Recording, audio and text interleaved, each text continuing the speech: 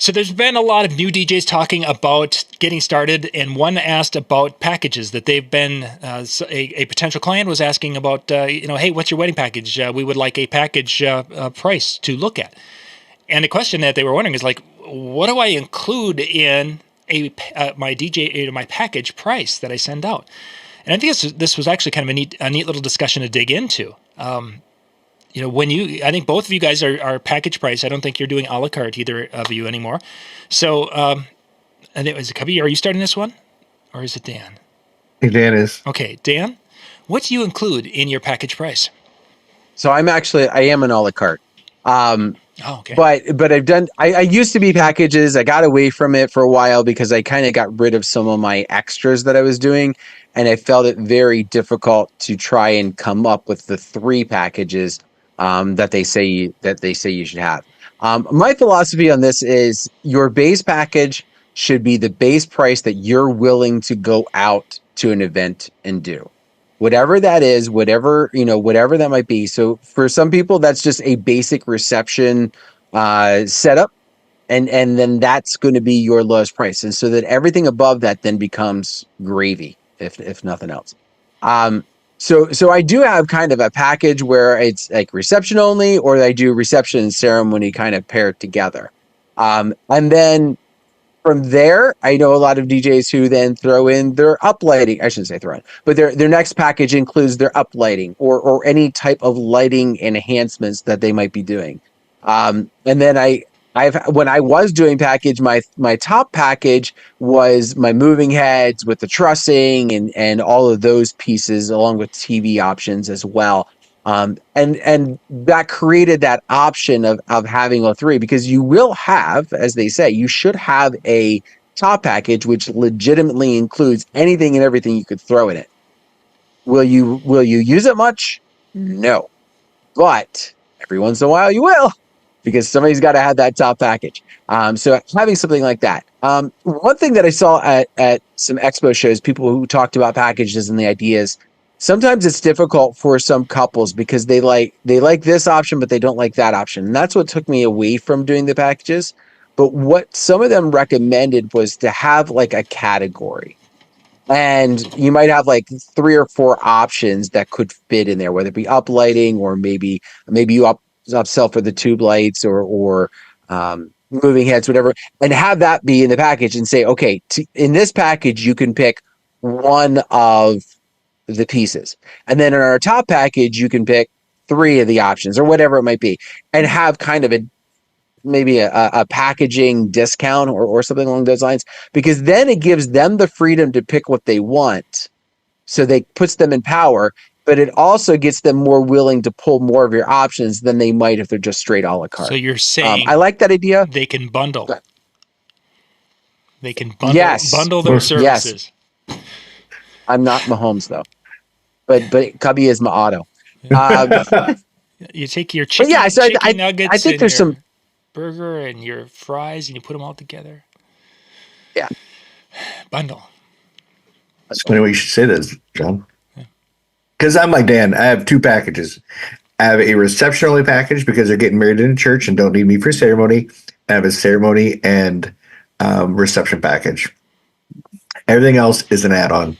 Uplights, photo booth, audio guest book, anything else is so you get strictly talent, a secondary system for ceremony sound, and that includes a wireless lapel mic and handheld mics in case you have somebody reading a passage or a poem. Up to 7 hours worth of performance, and everything you need on the inside, wireless microphones for toast, blah, blah, blah. And then I have a ceremony package, reception only package. And then what I show the bride is that what we did is we took everything you need for your big day and we bundled it. So like, how you go to McDonald's and you get the number 1 and you get the fries and Big Mac and the drink, and it costs a certain price, but if you a la carte, it's more expensive. So what we did, John, is we bundled everything up, discounted it. I think we discounted it. We discounted it and said, this is everything you need out your door, no questions asked, because you're going to have some financial surprises. It could be the alcohol. It could be the caterer. It could be floors. We don't want to be that financial surprises. We've found so many brides that hang their hat on the basic reception price and forget about all the extra stuff they need. And then at the planning meeting, like, oh, crap, I didn't realize they needed extra hours. I didn't need this. So what we did, John, is you made it. I'm talking to you like you're my bride. I made it simple for you that this is everything you need for your day out the door, no questions asked. Boom, price. And there it is. You got to make him ask you how much it is? No. Cubbie did that to me last week. We were talking bridal shows, and Cubbie made me be his couple on the other side too. So Dan, ask me how much that is. Yeah, that's it. So okay. Just so everybody knows that maybe didn't watch the show, I will literally go through all my spiel. And I'm like, John, you're probably asking yourself, how much is that? Go ahead and say it, Cubbie. How much does that cost? Cubbie, how much does that cost? Funny you should ask. I was just getting to that. And then I roll into my price, and they chuckle just like that.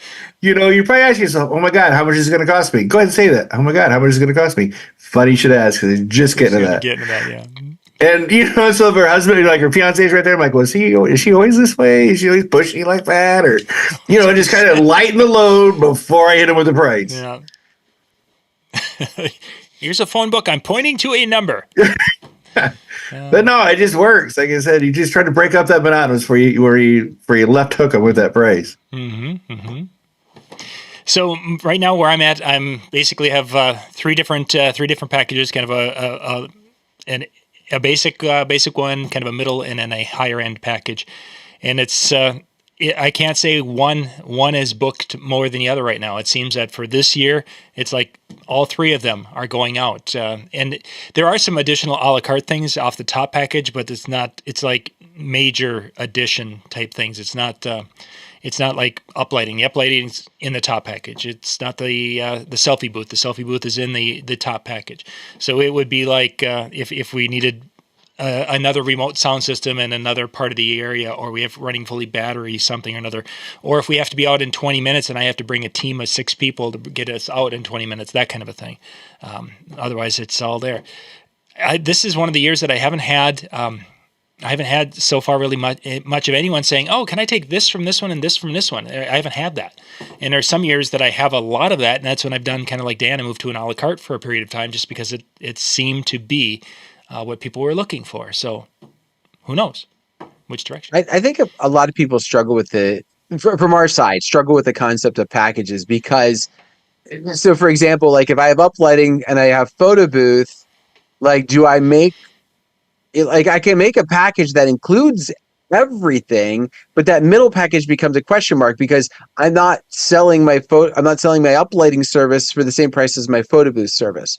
And so to put it in a middle package, but then do I have like 2 tiers in the middle? And so that's, I think, where a lot of DJs get struggling with is that middle. Like they can figure out, okay, the basic is just what I need to get by. And the top is, okay, I'm going to throw everything that I have at the wall. But how do I handle that middle? And I think that's where, at least for myself, I was like, you know what? I'm going to do that a la carte thing. And if they start asking for a bunch of stuff, I might pull a little bit of the price off just because, hey, you put everything together. I can work with you a little bit or make it sound like I'm working with them more. So to boil everything down, as far as we talked about our philosophies and such, and that what is actually in the package pricing is basically you have to figure out what you need to make as a entertainer, performer, as a business. There's going to be your pay or your staff's pay, all the money that's going to have to, what you have to have for the business, any expenses, your gear, the value of the gear that's going to be used, whatever those types of things are. Somebody was talking about the blinky wands today, and should that be an upsell? Put it in the package price. So figure you're going to have $100 into props that you're going to be throwing out at the party. That's the kind of stuff that needs to be in the package, but it doesn't need to be something that you're going to itemize for the couple, because if they're interested in a package price, they're really not caring too much about itemizing. They want to know that, we're going to have some fun props, and it's going to be so cool when Cubbie gets up on the chair and he's got the props and he's up there singing about. That's the kind of thing they want to have. They don't want to know that I'm going to be bringing you 87 glow sticks, and those glow sticks are the kind that are battery powered and you can change the batteries. They don't give a crap about that. They want to know that Cubbie's going to be up there and having fun with those glow sticks and making a memory that everyone's going to talk about. So everything has to be covered, especially as Dan said at that basic one. If you cover your expenses with that and then add from there, at least you're not going to lose money. All right, let's jump to the next question here, guys.